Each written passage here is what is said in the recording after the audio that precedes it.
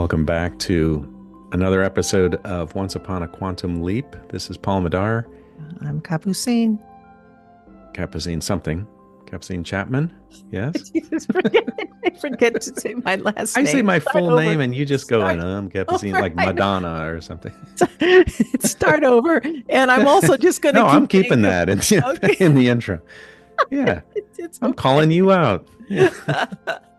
One word star. Yeah. That's Okay. Anyway, anyway. we have another episode of my favorite topic, which is pyramids. And why do I like pyramids so much? It's because we can see pyramids metaphorically. It's not just cool technology and explore the technology. It's bringing that technology into our own lives, and that's what we want to explore in this episode. So, Paul, you are the pyramid. I'm the pyramid. Some guy that I know, I'm not going to mention names, but some guy said this. I'm going to quote this person. That person said, pyramids are symbolic of what we do, what we can do personally. There's a personal principle that is in macro form that's still on the planet. It's a giant reminder of whatever we have available to create with and harness energy in our lives. That's a mouthful. Man, that sounds familiar. Who do you think said that? I think I've heard this guy before. Yeah. I know. He's full of hooey. Well, sometimes he No. says some things that make a lot of sense. We're going to do our best, our very best to recap pyramids part one, pyramids part two, and then we're going to try to put together some pyramids part three into our So What episode. So let's do a recap. You want to start with that, Paul? Yeah, let's start with that. Okay. Where do we start with that? The origins of humanity. Mm-hmm. Yeah. Yeah, I think in our first episode we really focused on the timeline of humanity, pushing it way back, Mm-hmm. um, which is it's very encouraging for me to see archaeological expeditions finding older and older and older stuff about what humans were doing and building. You know, the Göbekli Tepe's and the various tepes in Turkey that push that timeline way back. I love it. I love it. I feel vindicated. um, and we don't quite have in the timeline of humanity in the established academic narrative, we don't quite have the extraterrestrial origins yet. But I have a hunch that's going to start gelling pretty soon. There's just going to be Well, a tipping point where the only explanation can be that we come from off-world originally, or that there's a hybrid. We are a hybrid species of an indigenous hominid that was manipulated in some way over several rounds of genetic manipulation. so by specific star system. So let's talk about the Pleiadians. Hmm. That's a star system. Yeah. What's the significance of the Pleiadians? So according to a lot of the intuitive research that we've done and intuitive reports, what we've pieced together is that the Pleiadian system was a source of intelligence and guidance and somewhat participation in the progression of humanity, in the progression like the genetic progression, but also learning and exploration on the planet. Not necessarily in physical form, more like telepathic communication with what was going on in this plane, but more like I guess you'd say maybe angelic presence or light beings would telepathically visit and guide humanity or various individuals. So that's Were they also referred to as the Xenu? yeah, yeah. Some sources call them the Xena, but they were more telepathic participation than anything, more guidance, high-minded kind of guidance. Connected But more towards maybe a source, a godly source, if I could say that, or not. yeah, it's tricky to say God, but A light source that maybe was like a higher ideal kind okay. of source. Yeah. Okay. All right. Yeah. Benevolent sort of source. Okay. So we've got that guidance system running in the background. But we have other star systems that are, you could think of it like sending emissaries or sending ambassadors to the planet. And we've talked about this in the other episodes as well, in episode one. But that's what's kind of going on with humanity starting long time ago. We're talking hundreds of thousands of years ago. Mhm. Is this participation from off world because we just got very interesting on this planet. It was just in the right place, the right zone, the right temperature, the right everything, and it just became very interesting.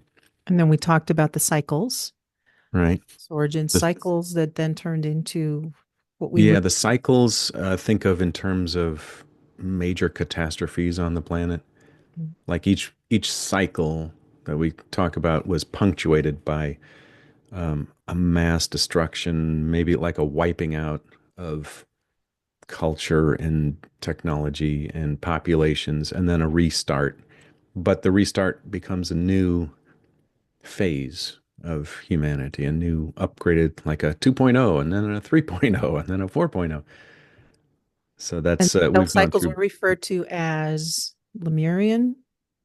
Lemurian, and then there was a Lemurian Atlantean crossover, and then there was more Atlantean than Lemurian, and then there was then Atlantean Egyptian we talk about. So there was a gradual segue of these land masses where the activity was more prominent and the learning and the participation was a little more prominent in these different land areas, and Yeah. it So, shifted. and in part one, we talk about those cycles from those origins of us as beings, if you want to refer to us that way. Hmm. Started off in not forms, Yeah, more ethereal. more Uh, ethereal.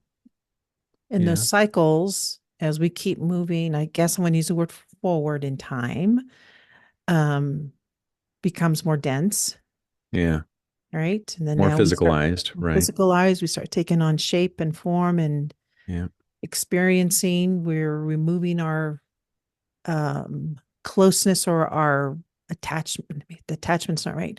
We're removing ourselves, losing our losing. That's a good losing word. our connection or our perception, our awareness of our connection with universal forces. Gradually, bit by bit, we start becoming entrapped Yes. in this physical playground that we Mhm. have here. Mhm. It's just kind of a part of there's it's not really a mistake, it's not an error, it's not sin or anything like that. It's just part of the deal. You know, you get into these thick bodies in this thick atmosphere and with this thick substance, and you just start forgetting because of the optical illusion of separateness on this plane. Yet, all the while, we've got these schools and guidance systems in the background.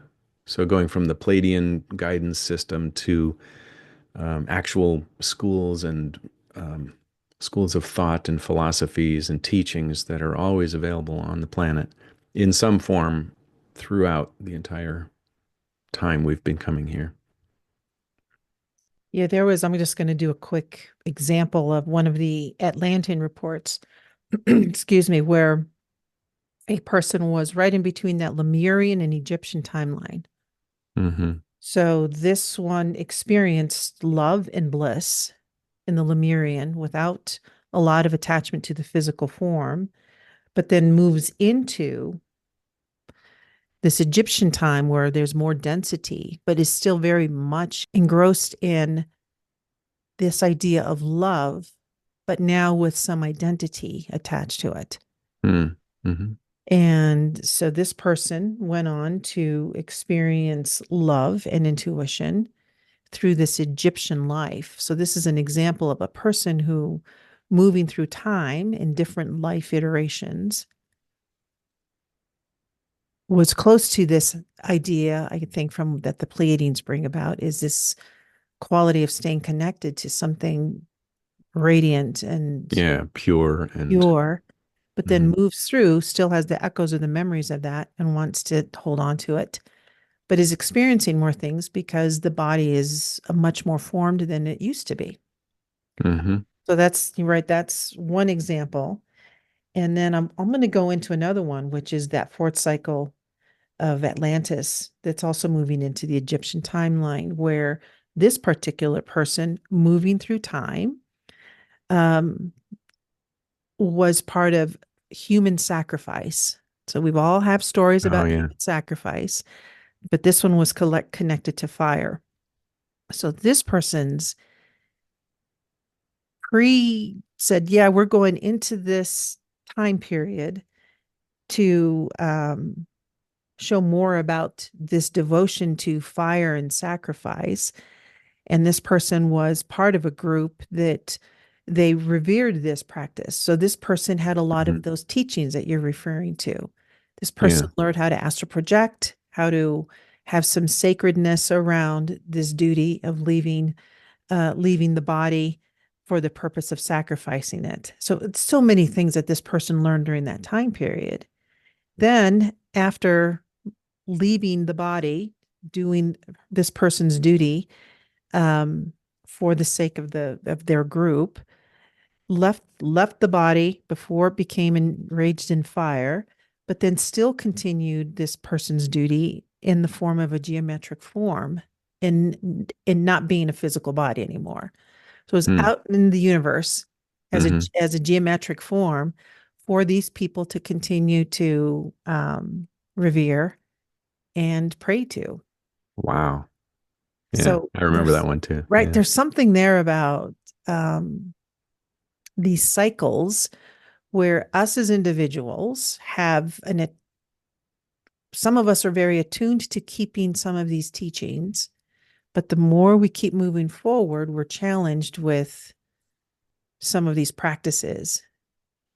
And some of Yeah. those teachings are still there, and some of them are now starting to, there's Well, negative things that are starting to come into play. and the natural progression of teachings is to become religion and then dogma and then ritual, um, and then empty ritual. That's kind of a natural progression that we see over and over around the world. It'll start with something really pure and high-minded, and then eventually, through centuries and centuries of practice, the people very often will lose the original intention or the original connection that it was meant to sustain, and it'll become this rote ritualistic, just chanting these things, chanting these prayers, and hoping and maybe believing instead of that knowing that you can have from a spiritual experience. You're Mhm. hoping to have a spiritual experience instead. Yeah. So that very often typically happens. And then there's the arrival of a new system that comes in that is direct experience related and oriented. And then people have these direct spiritual experiences again, and there's a new guidance system that's established on the planet Right. variously. So currently, like we can all look in our own time period and say, well, what are some of the practices in, let's say, India or China or Hmm. Persia or Persia, in anywhere, right? Africa or in, yeah. So Mhm. there are some groups that still hold on to some of those teachings, and some of those teachings are, I believe, some of them meant to be still in their purest form, but some of Yeah. them have still been um, humanized, Ritualized or humanized. Yeah. ritualized, humanized. Right. There's some good things about that.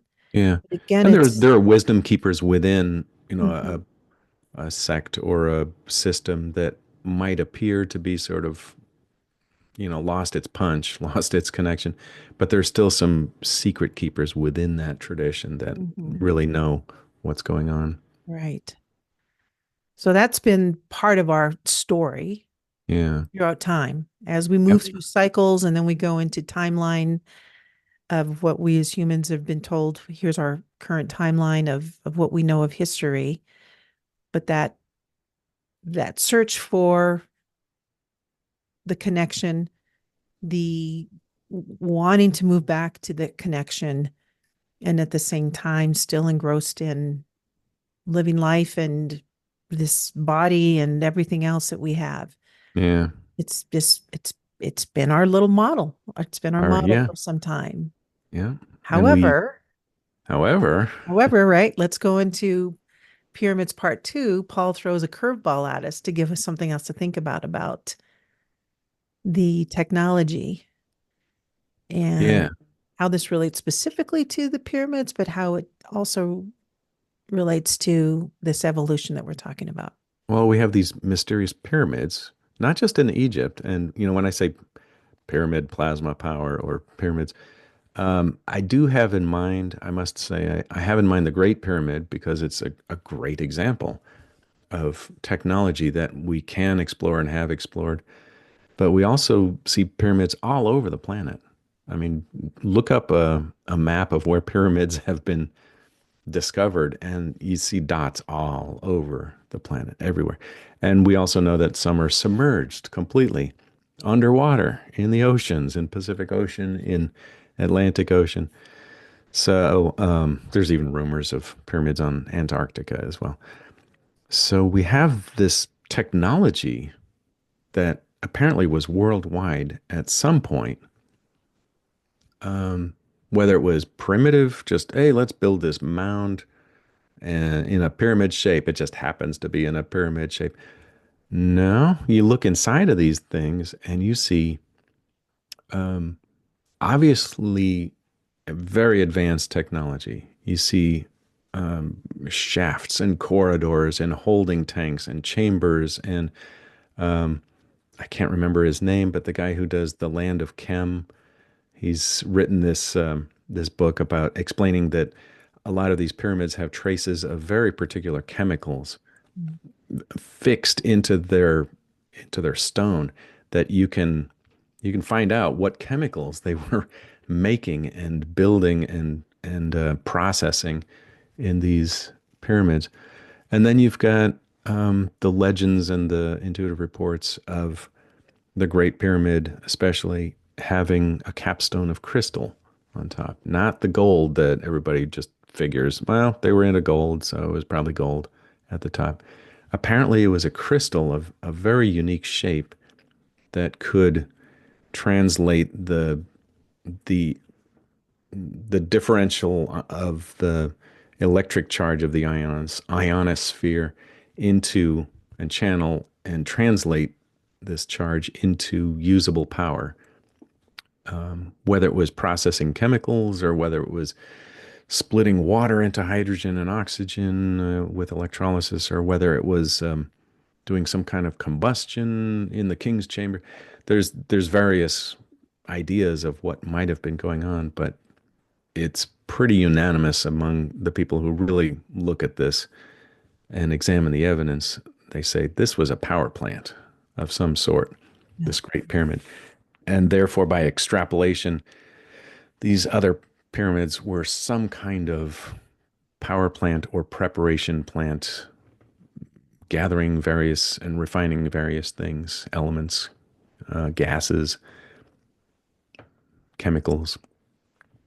So we've got this giant pyramid that's then processing electricity, channeling this electricity, creating this plasmic based technology, and being able to somehow transmit this power at a distance.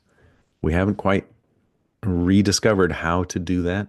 Scientists, physicists say, well, it's kind of possible. I think physicists have kind of given up on cold fusion. Like fusion theoretically is possible, but there's no way that we can actually do cold fusion on this planet. And a plasmic reactor on this planet, no, that operates at what, like 40,000 degrees or something, something ridiculous like that. Of course, Mhm. we're not doing that. So, but there was some kind of technology that was going on that my proposal in the last episode was that they were channeling and creating a plasmic field, and then within that plasmic field, you can introduce coherent standing waves, and those coherent standing waves can then be used to counteract gravity and just all kinds of really cool principles that you can engage, send power at a distance, receive power from these plants like thousands of miles away. If you have a matching crystalline setup, kind of like crystal radio was back in the day, the 20s and 30s and even 40s, you had crystals transmitting vibration to each other in radios. That was a thing. And so it looks like that's what was going on with this technology.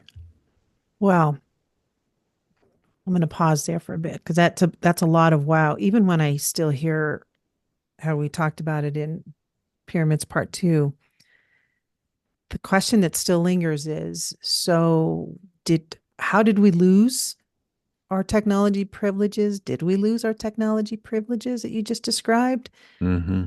And maybe that part leads into, so what? So what that back in the day it was possible that we had this great form of technology and we had access to it, and now we're struggling Yeah. to try to get back to that place. So what? I mean, why did Yeah. we lose it? What's What happened? Yeah. Yeah, if we had it one time, why don't we have it now? Or do we have it now? We're just Yeah. not using it. So Why didn't they write it down or store it in a time capsule or something like yeah. that? Yeah, so let's weave this all together for everybody here. What are your Yeah. thoughts here? Well, those cycles, the cycle idea that we explored in part one was that every cycle culminates in some kind of cataclysm, some kind of pretty broad catastrophe that happens to the planet. And whether it's an asteroid impact or it's meteor explosions that decimate whole areas, or it's a giant flood, and in the case of pyramid technology, we had the flood that came that wiped out much of that area, much of the Mediterranean area. And it was triggered by Atlantis, the Atlantean, the last of the Atlantean islands sinking. They went down, they pushed the water up, of course, with displacement, and the water just poured across the Sahara Desert, raising the Mediterranean, flooding all of those surrounding areas for quite a while. You can think of the Younger Dryas impact theory and look that up, and that shows how and where the water came from and why the oceans rose. But we also have the Atlantean portion of that pushing the water up, and we have lots and lots and lots of intuitive reports that detail what was going on in Atlantis and on Atlantis and before, during, and after the catastrophe. We have reports of the catastrophe happening and people losing their lives or being injured and then limping along afterwards. And just, it was a mess for a long time because of that last catastrophe. And that's where we get these legends of the Great Flood lingering and that catastrophe. And that's essentially where we lost our technology, which just wiped things out. When you say we lost our technology, you're talking about lost our technology We lost the people who knew physically, how to lost the do it. people. Okay, Yeah, that's what you mean by wasn't that. written down, wasn't engraved in the hieroglyphics because they didn't even have those at that point. Okay. And um, at the same time, the evolutionary step that we talk about with the cycles of humanity, the evolutionary step was that we were becoming more engrossed in the physical consciousness, in the physical world of this earth. And that also led to us just losing our connection with consciousness, with bigger, deeper, broader parts of our consciousness. So we became these limited little beings that didn't even believe in a greater power system So or let's this can we technology. let's pause again. Let's talk a little bit about losing that connection. How would you describe that? Ooh, that's a good question. Losing your connection. Um, it could be okay. So here's an analogy. You wake up in the morning and you had a really interesting dream, and you're kind of lying there and you're thinking about this dream, and you see the images of this dream and you feel like it was real, and you start wondering, where is this dream world? And all of a sudden your cat knocks over a vase just outside your door, and you jerk yourself out of that reverie state and you run outside and you scold the cat. You got to sweep up the mess. There's stuff everywhere, there's dirt everywhere. And you have now just contracted your awareness into this very localized situation here. Instead of it being this broad, expansive, wonderful Mhm. exploration of the dreamscape and the dream world, you're now sweeping stuff off a floor, and that's your world right And then there. you've got to feed yourself, and then maybe you Yeah, got and then you go, well, I guess I gotta shave and to, I gotta go make some breakfast, and oh shoot, I got that appointment that I gotta right. get to, and I gotta make sure that I print this stuff out, and the Or concerns of the world just kind of yeah. take over, Okay. and Okay. you forget to go back to that expanded awareness. And because time has gone by, a lot of time because of these great eruptions in the world Yeah. has gone by. So it's not like we just woke up and we forgot. Yeah, it's It's not an overnight thing. It's more like a habit of Mhm. a contraction of your awareness and of your consciousness. We just kind of get stuck in that Mhm. smallness of thinking we're these little beings walking around on a planet. Okay. Yeah. It's a So, habit more so than for a anything. larger group of people, that becomes more and more the norm. Right. Then you talk to your neighbor about your experiences and they agree with you.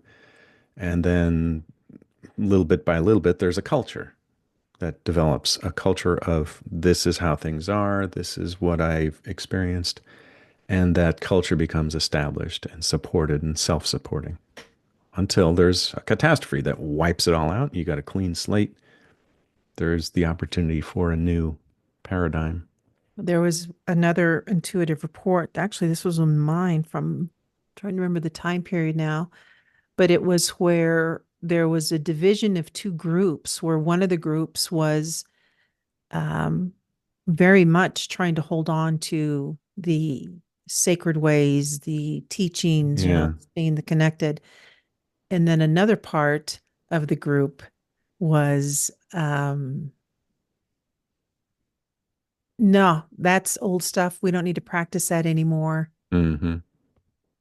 And there was already a division of a same group, but two parts of the group were trying to hold on to ways of teaching, and the other group was like, nah, that's old. We can't believe that. Yeah.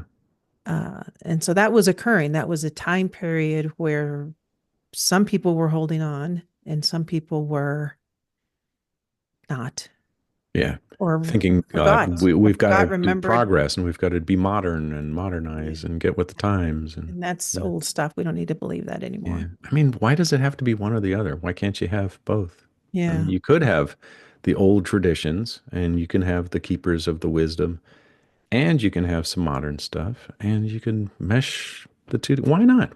Why not mesh the two together? But to your point, that's what was occurring during some of our, gosh, what would you say around that time period was if we had to do cycles? That started to occur right around Hmm. what? Maybe 20 to 30,000 years ago, somewhere around there, Okay.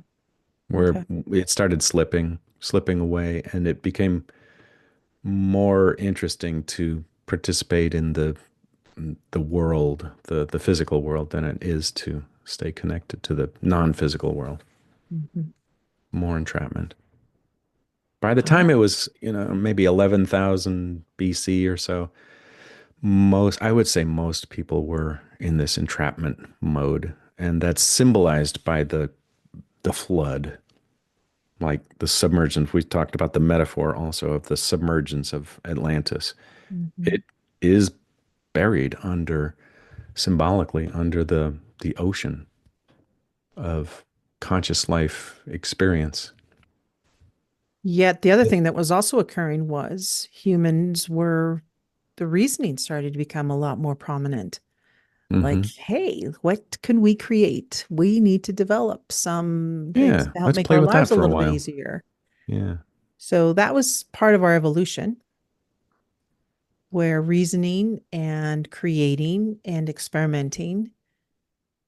So Hmm. part of our history tells us that um, we were still trying to figure things out, even if maybe we were not connected to a source or higher purity of this technology. Let's Yeah. refer to it that way. Yeah. So maybe we lost our technology, but we've still got opportunities for, I mean, we still got these schools that are around, the mystery schools and the mystery teachings. The esoteric teachings are still around.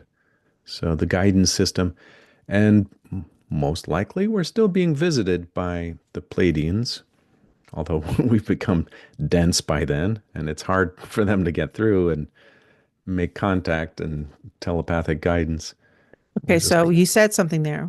Visited by the Palladians. So are we visited by them? Are we not them? Have we not bred with them? There's breeding. What do you mean by that? from the reports that we've had, it sounds like the Pleiadians didn't really incarnate very much, not very often, and not for very long, if they did. It was more this internal guidance, mental, emotional, and telepathic guidance, suggestions. Maybe inventions are inspired by a Pleiadian influence, that help humanity keep on progressing. But you have other star systems that are visiting, and maybe they step up the pace a little bit of their visitations from different systems, like the Centaurian system, or from the Orion system, which was heavily influencing the Atlanteans and then the Egyptian Atlantean mixture civilization. So you've got visitations going on the entire time that Mhm. humans have been cooking on this earth here. Okay, So back to yeah, this. we fluctuate with our awareness. We heightened awareness, expanded awareness, and then contracted awareness. And then it seems like we're in a ramp up to expanded awareness now. We're coming out of that the dark ages of humanity and trying to pull up out of this contracted awareness into more expansiveness. And so the schools that have been that have that are in our history, been around, the intent is to help people remember to keep their awareness open. Hmm. Those type of schools teach things like harnessing your mind, Yeah. concentration, meditation. I, so I guess, let's see, what's the visual that I have here? You have people that are engrossed and entrapped in these practices, these teachings that have been like, we've got to try to keep this alive. But so these teachings are intended to help people open up, keep opening back up so that Hmm. they don't stay so constricted. Is that right? Is that what you're saying? Yeah. Yeah. I still think that the Great Pyramid and all the pyramids all over the world they're still here as reminders of these ages gone by. They're built out of stone, so they're going to stay. Like they're going to live through a lot of these catastrophes that happen. And they're these reminders of keep looking up, keep yourself pointed towards the one the one source. They're kind of like arrows, when you really think about it. Pyramids are like arrows pointing up, pointing towards the sky, pointing towards a higher ideal or a higher consciousness. And they're mysteries for us, so they get us wondering as well. I think it goes even a step farther with these pyramids is that the technology seems to mirror our own physiology as well. So it's a reminder and also an example of how to draw your energies up and include higher energies and combine those energies into a usable power that then is expansive and connected, interconnected with everyone else on the planet. So it's a macro metaphor for what we have available at all times inside of us to So invite what in are a higher power and bring up our lower power. so we talked about that a little bit earlier. So let's dive into that, Paul. Sound. Oh yeah, sound. Yeah. Go for it. So you think of the traditions around the world, the mystery teachings or the religions or the philosophies, and all of them involve sound, like song or prayer or chanting, toning. All of them have sound as a fundamental element of their rituals and of their practices. Some of them are drumming, some of them are actual toning and singing or chanting together. And there's some more and more research is coming out about the effect of coordinated, cohesive toning and sounding, and what that can do with both your body, like how it can change the physiology of your body. And the example that I just ran across recently was how coordinated sound and toning can coordinate the electric field around a quartz infused stone, like marble, for instance, has a high degree of quartz within it. It's the shiny stuff, that's sprinkled in your quartz countertops. Mhm.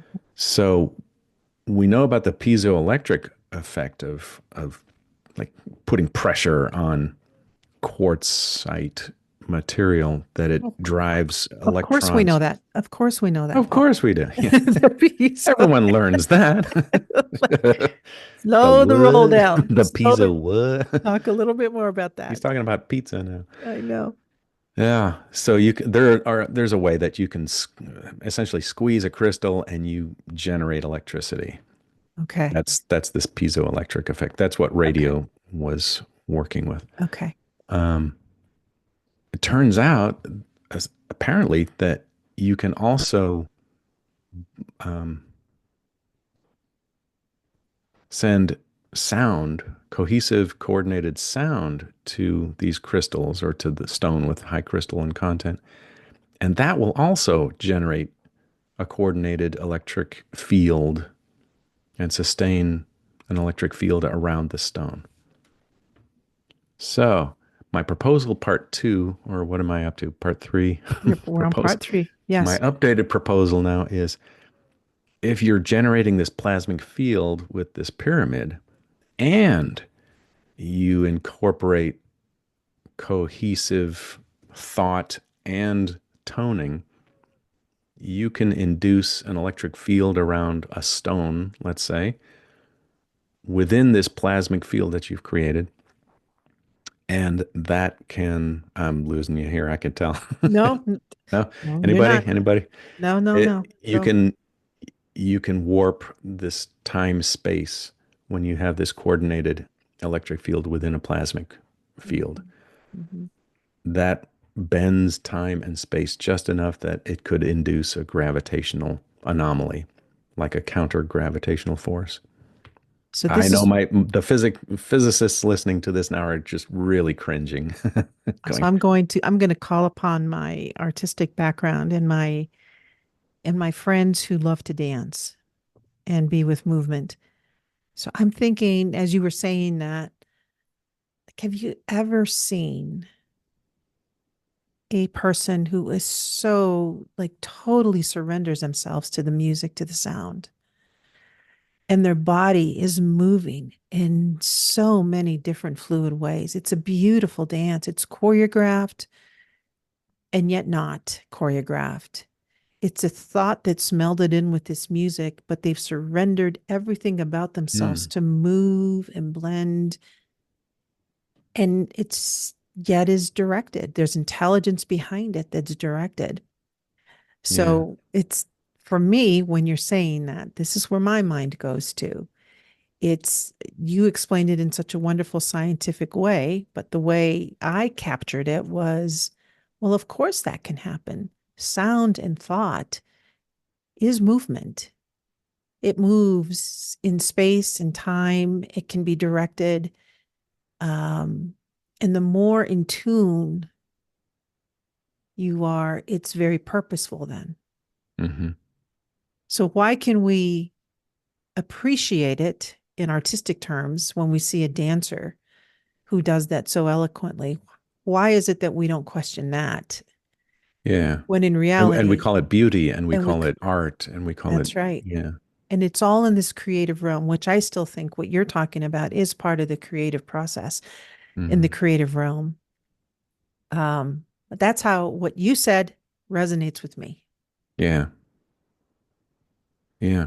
It's I it. I see your image of the unification of intelligence meets let's say music in this case meets movement, and all of it is coordinated and Mhm. combining at the same time in the same Right. place, and that's what we find as magical Yeah. and artistic and beautiful.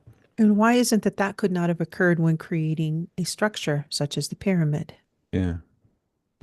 And maybe it could be as simple as that, as Right. singing singing the stones into place. And that's Mhm. actually what Edgar Casey talked about when they asked him point blank Mm. in his intuitive research. They said, how were the stones moved to build these pyramids? And he said, they were sung into place. Mm. Mm. Mm. The singing was Wow. what did it. So there's something there. There's something with coordinated sound vibration that hits resonant frequencies, that drives the electrons to the surface, that create this blah, blah, blah, all the physics of that. But they're singing to stone, and Mhm. the stones move. And again, it's a that singing. It's like I could sing right now. You don't want to hear me sing, Chanting, maybe. Yeah. but it's goes back to the teachings, the teachers that have stayed around for eons and eons and eons to remind us that there are things that we as humans can do to return back to this technology, which is a source, to then do the next evolutionary thing we are supposed to be doing, which is continue to create using this technology. I Mm, believe. hmm. I So believe. how does I just had a connection moment from what you were talking about with the dance and the sound and the movement and the singing, and um, so how does our Bible start? In the beginning was the Word, and the Mm-hmm. Word was with God, right? Yes. So that's that picture of the union of consciousness with word, Mm-hmm. with Sound. sound, maybe chanted, maybe spoken, but union of consciousness with word. And there's a unity there. Mm-hmm. So this episode we're trying to do a so what kind of thing.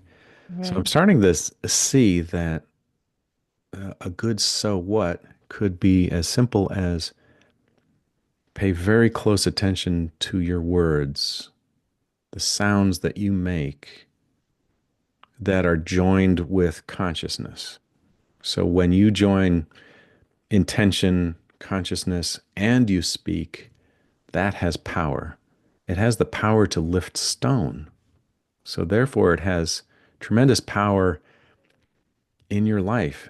It can move things. It can move people. It can move situations. It can move organizations. It can move countries. The power of the spoken word when there's that nexus of electromagnetics and consciousness, intelligence, intention, and sound. So if you're doing all of that at once without any of the words you just said, the image I had was of a mother moving her body to pick up a child. Hmm. All of that is part of this union that you're talking about. I mean, I am picking up another form. I'm going to move that form closer to me. And I'm doing that because maybe I want to give the baby a hug. I want to soothe the baby.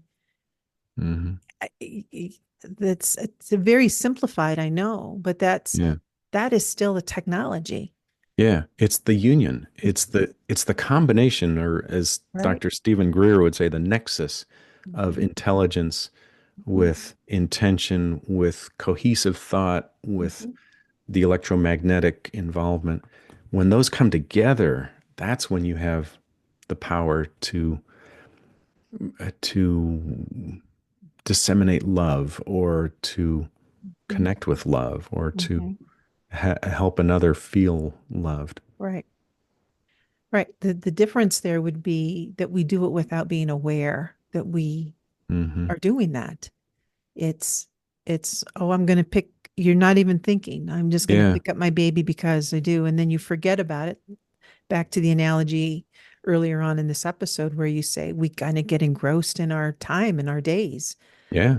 Oh, well, now I got to pick up the baby. And, oh, this is what I know to do to soothe the baby. Or this is, if I put a, bottle in the baby, Yeah. it's, we start just sometimes we start now going on automatic. Yeah.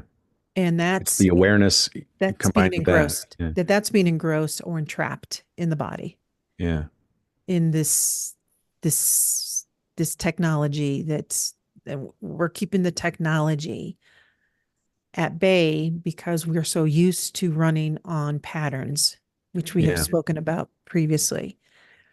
And I think that's a great way of saying, so what? Well, the so what is, imagine you have the technology already at your fingertips. And one of the things that you can do right now is to be aware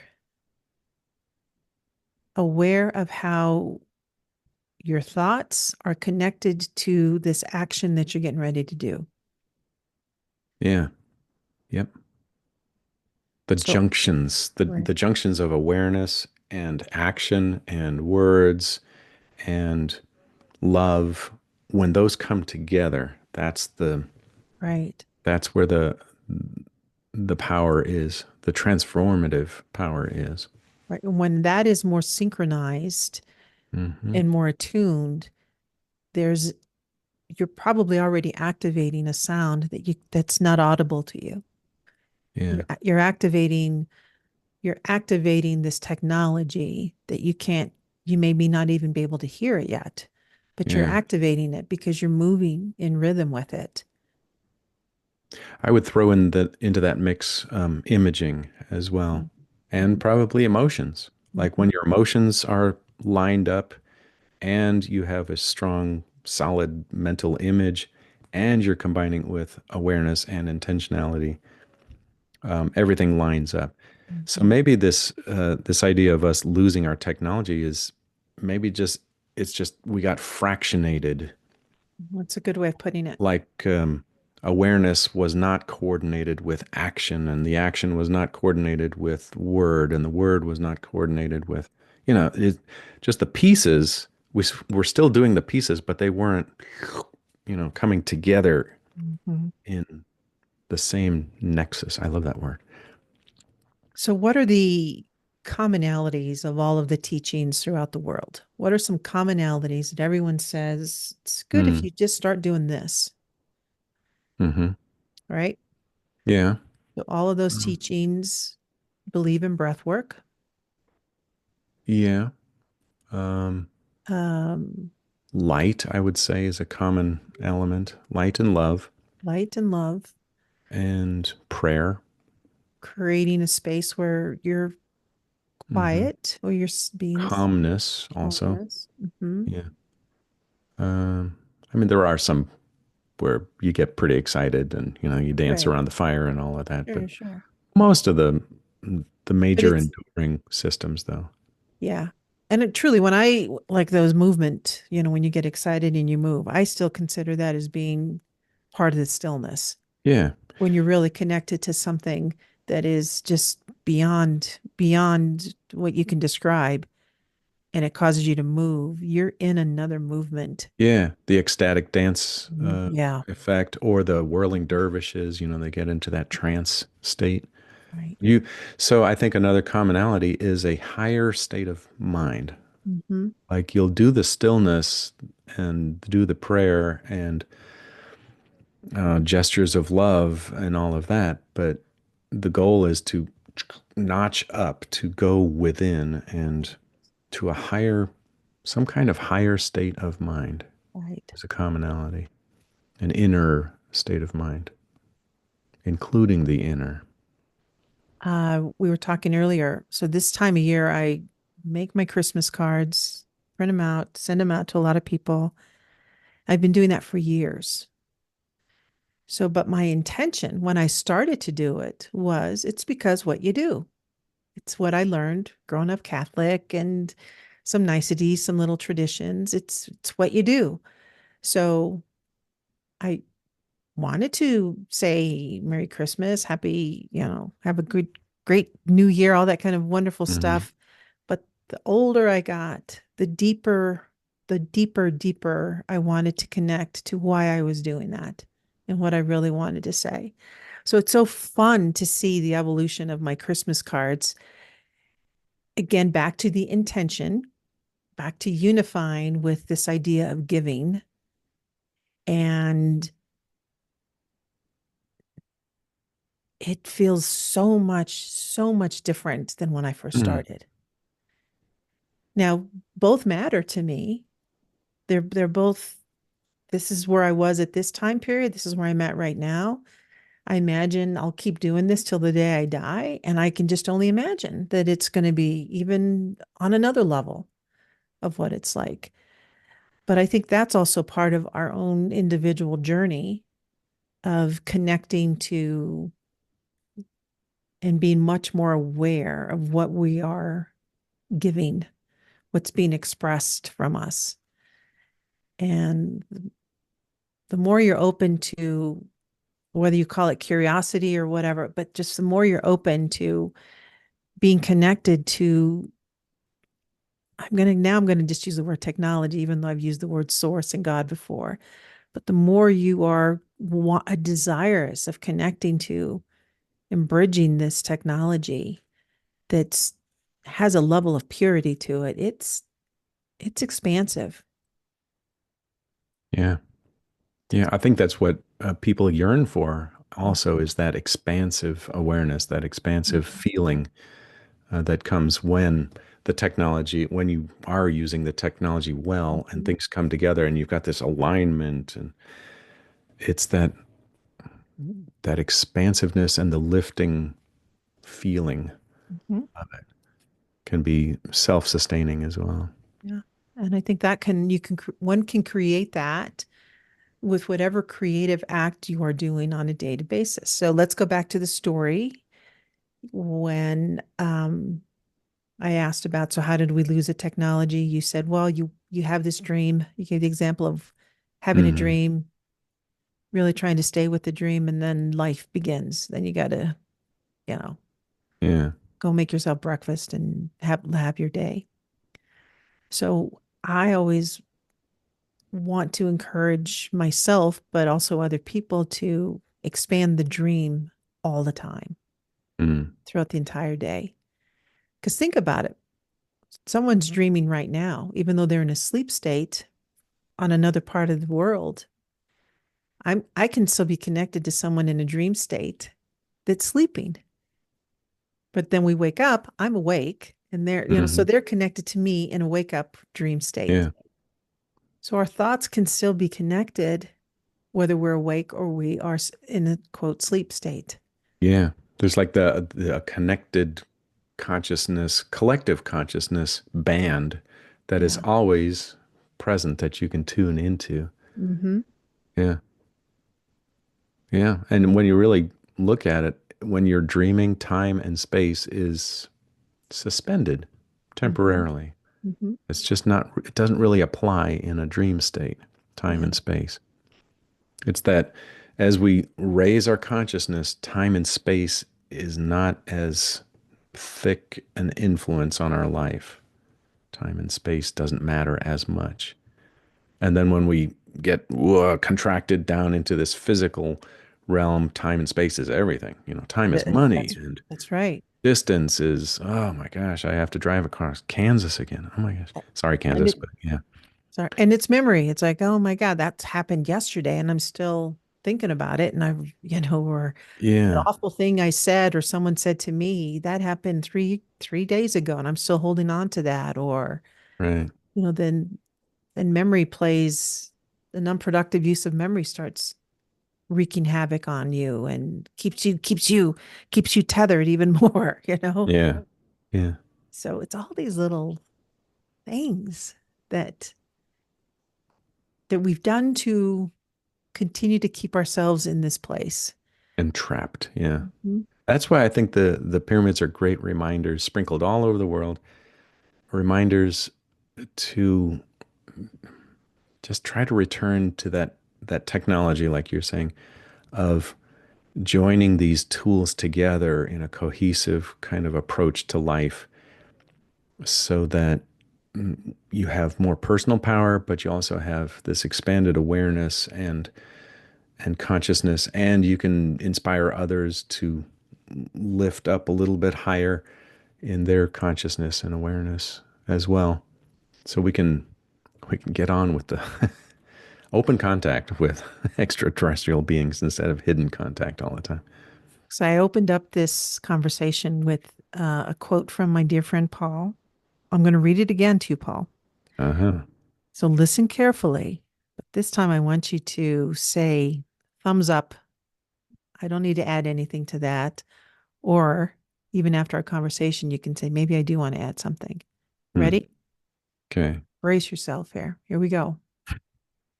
Pyramids are symbolic of what we do, what we can do personally.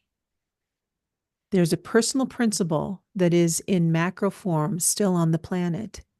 It's a giant reminder of what we have available to create with and harness energy in our lives. Yeah. Wow. That's kind of what we talked about. Isn't it? Yeah. Is trying so hard as a human species to remember what is available for us to use, the tools that we have, the internal tools, the power tools that we have, and harness the energy in our lives. The one thing I would add to that is my particular life's focus, which is the element of focused attention. And when we focus our attention, we have access to these powers. And I think that's what the pyramids do is remind us to focus our energies, focus our attention so that we have access to this personal power. For some people, the attention is like wild horses that you're Mm-hmm. trying to tame. For some people, it's kind of like a cat that has a mind of its own, is going to do Mm-hmm. its own thing. Yeah.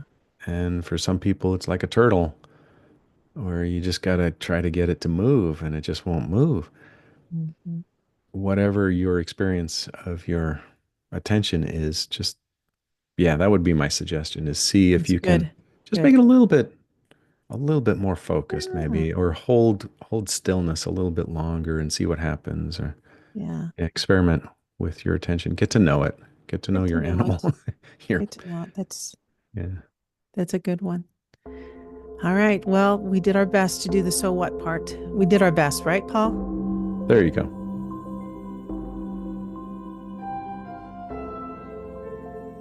Once Upon a Quantum Leap is for your reference only. This podcast and the material is intended solely as educational information and should not be used for diagnosis or treatment of any health problem, financial, or legal advice. You can listen to full episodes and find out about Paul and Capucine at onceuponaquantumleap.com.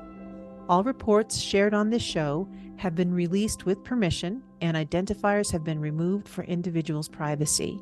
The intuitive reports referred to in each episode are available on our website, on the podcast page, and through links in our show notes. We encourage you to listen to those for greater context. If you're interested in obtaining your own intuitive report, go to quantuminsight.co. That's quantuminsight.co. You can listen to us on Apple, Spotify, or wherever you get your favorite podcasts.